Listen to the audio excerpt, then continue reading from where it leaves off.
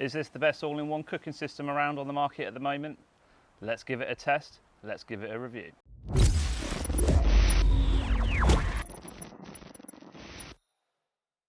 Hi and welcome back to Casual Camper with me, Alistair. If you're new to the channel, please give us a like and a subscribe. So we're here today to talk about the Brukit all-in-one cooking system from Alpkit. Now, this is quite a compact all-in-one cooking system. It comes in this nice neoprene stuff sack.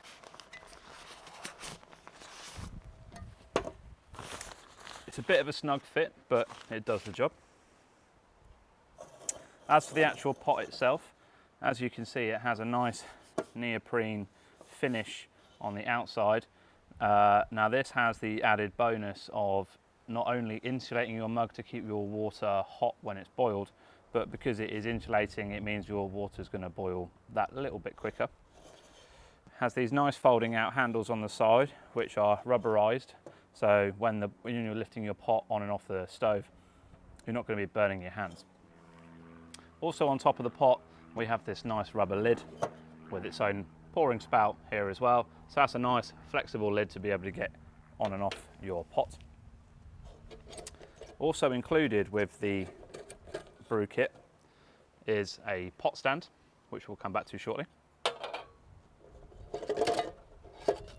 We have the main burner itself. And last but not least, we have a gas canister stand. Now, the gas canister stand just simply folds out.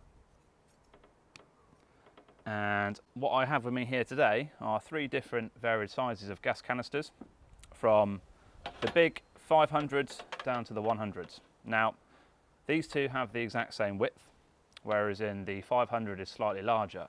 Now, on the stand here, you'll see there's 2 notches. The outside notch is for the larger canisters, and the inside notch for the smaller ones. So, let's just pop this on here.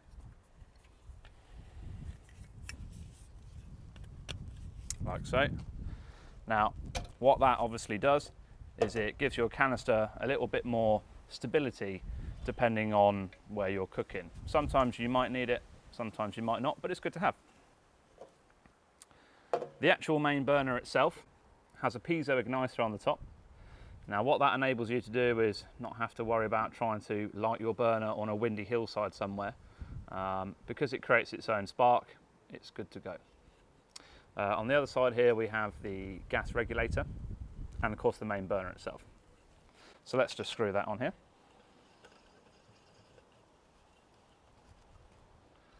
So as for the actual pot itself, it has a 1 litre capacity.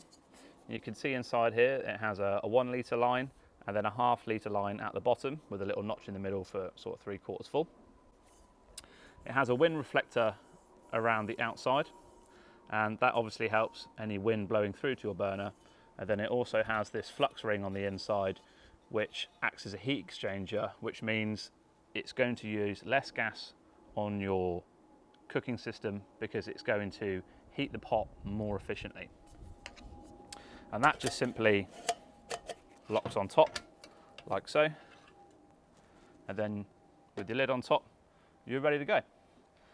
Now, the reason I chose the Alpkit Brukit over some of the other cooking systems that are out there was mainly because I wanted a big pot.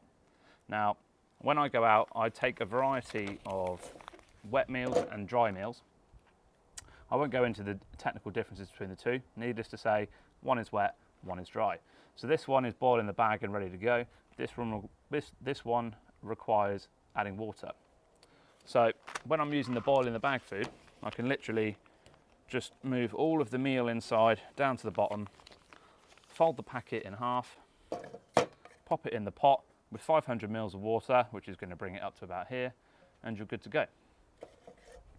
As for the dry food, this one in particular takes 380 millilitres of water to add to it to rehydrate the meal.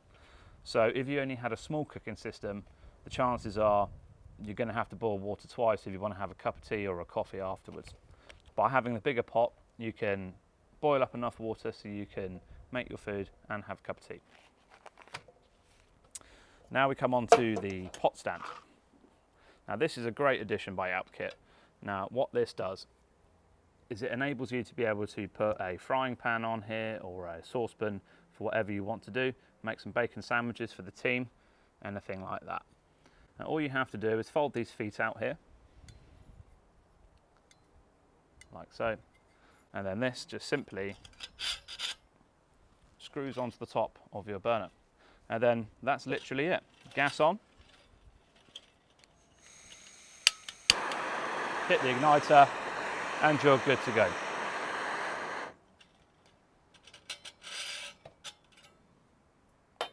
So, I suppose the only thing left to do now is see how quickly it's going to boil up 500 millilitres of water. So, let's get some water and give it a test. Okay, so pot going on.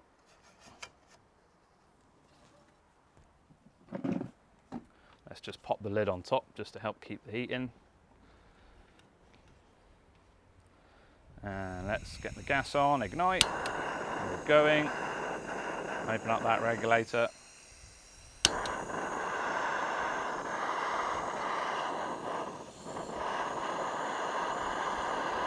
And start the clock.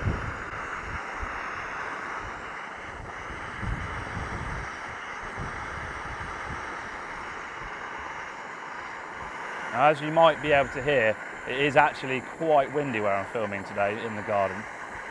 But the wind reflector and the heat exchanger inside seem to be doing its job quite nicely.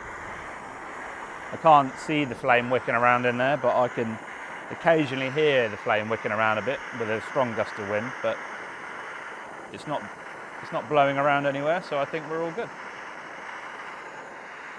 Let's see how we're doing. 1 minute in.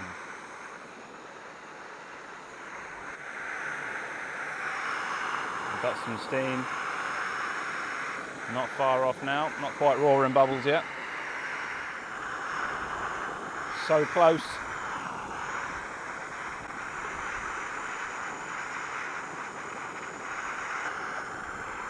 And 2 minutes 50, and we're there.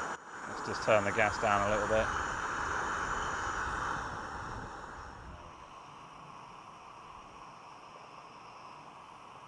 Let's just turn that gas off.